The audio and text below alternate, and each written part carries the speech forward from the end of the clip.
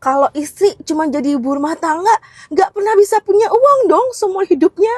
Kalau misalkan uang suami kan milik suami, dipegang suami, nggak pernah pegang uang dong. Ya, konsepnya tuh kayak gini, ibu-ibu, bapak-bapak. Ketika istrinya itu tidak bekerja ya, iya berarti benar nggak punya uang sendiri, dalam artian tidak mendapatkan uang hasil pekerjaan dia gitu kan, karena dia tidak bekerja, dia di rumah. Terus dia bisa dapat uang dari mana? Ya bisa dari suaminya, di luar dari uang nafkah. Uang apa itu namanya?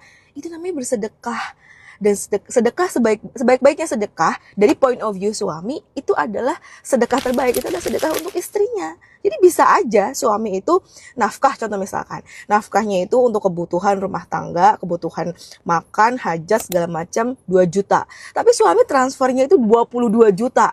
20 jutanya misalkan adalah sedekah untuk istrinya. Boleh aja. Jadi istri bisa tetap punya uang. Karena kalau dalam Islam, dari point of view suami, sebaik-baiknya sedekah itu adalah kepada keluarganya. Dan keluarga yang paling terdekat dengan suami itu adalah istrinya. Sebelum ibunya, sebelum saudaranya, kakaknya, adiknya, kayak gitu. Itu adalah sedekah yang paling baik, sedekah yang paling mulia.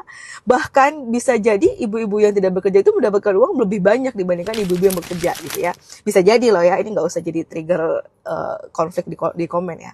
Oke, jadi nggak perlu takut, nggak perlu kayak khawatir kita nggak akan punya uang, kita nggak akan punya apa, nggak perlu. Karena kalau misalkan kuncinya adalah suami dan istrinya harus paham Islam dengan sebaik-baiknya dan menjalankannya dengan sebaik-baiknya juga. Kalau memahami dan menjalankan, insya Allah nggak akan ada kekhawatiran istri nggak punya uang, kekhawatiran akan dilecehkan oleh suami, akan dihina karena nggak punya uang, itu nggak akan ada.